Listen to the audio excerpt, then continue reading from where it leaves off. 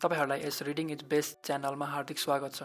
यस भिडियोमा म American psychologist Karl रोजर्सको बारेमा कुरा गर्न गइरहेको छु।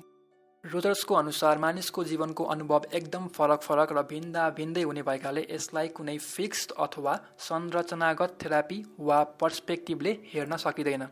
रोजर आफ्नो पर्सन सेन्टर थेरापीको लागि प्रख्यात छन्, जुन एक नन डिरेक्टिभ थेरापी हो।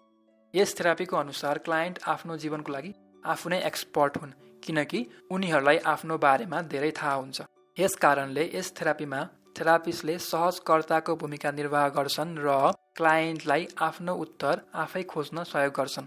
साथै क्लाइन्टले पनि थेरापीलाई कुन दिशामा लैजाने र कसरी लैजाने भन्ने आफै निर्णय गर्छन्। अर्को आइडिया रहेको छ, कार्ल रोजर्सले साइकोलोजिस्टकोमा आउने मानिसहरू मेसिन झैँ बिग्रेको अवस्थामा हुन्छन् र उनीहरूलाई विभिन्न टेक्निक लगाएर बनाएपछि ठीक हुन्छन् भन्ने कुरामा विश्वास गर्दैनन्।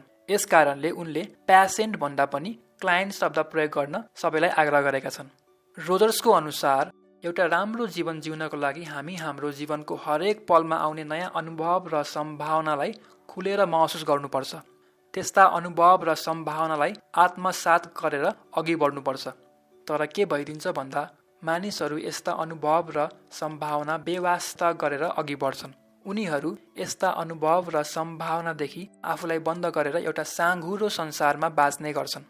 यसै गरी मानिसहरूको जीवन र उनीहरूको वरिपरि रहेको वातावरण परिवर्तनशील भए तापनि मानिसहरूले त्यस प्रकारको परिवर्तनशीलतालाई बेवास्ता गर्ने गर्छन्। बरु संसार यस्तो हुनुपर्छ, मेरो जीवन यस्तो हुनुपर्छ, उस्तो हुनुपर्छ भन्ने मेन्टल कन्सेप्ट अथवा आइडिया लिएर अघि बढ्ने गर्छन्। र यदि हामीले हाम्रो रियालिटीलाई आत्मसात गर्नुको साटो यस्तो आइडिया लिएर अघि बढ्यौँ भने हामीले हाम्रो आवश्यकता, हाम्रो निड्स र हामीसँग उपलब्ध रहेको कुराबीच मिसम्याच अथवा बेमेल भएको पाउँछौँ।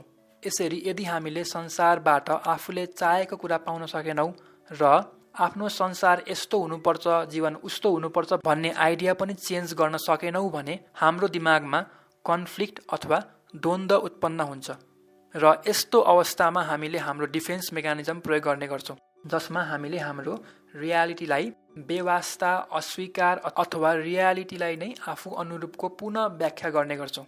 यसो गर्दा हामी रियालिटीबाट झन्झनै टाढा हुने गर्छौँ र आफूलाई जीवनका विभिन्न र थुप्रै किसिमका अनुभव, अवसर, सम्भावनाबाट वञ्चित गर्ने गर्छौँ। यी थिए कार्ल रोजरका मुख्य आइडियाहरू। यतिन्जेल भिडियो हेरिदिनु भएकोमा धेरै धन्यवाद र भिडियो मन परेको छ भने लाइक गरिदिनु होला र भिडियो सम्बन्धी कुनै सल्लाह सुझाव छ भने कमेन्ट गरिदिनु होला र यस प्रकारका थप भिडियो हेर्नको लागि च्यानललाई सब्स्क्राइब गरिदिनु होला।